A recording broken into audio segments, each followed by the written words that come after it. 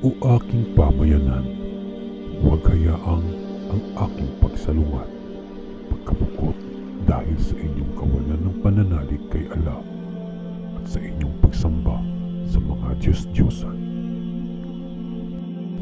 Ang maging dahilan upang tamahin ninyo ang kinahinatnan ng mga tao ni Noah, ni Hud, o ni Saleh, at ang mga tao ni Lot ay hindi malayo sa inyo.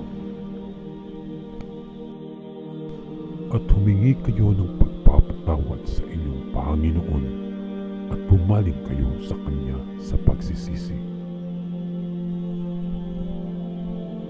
Katotohanan, ang aking Panginoon ay ang pinakamaawain, ang pinakamapagmahal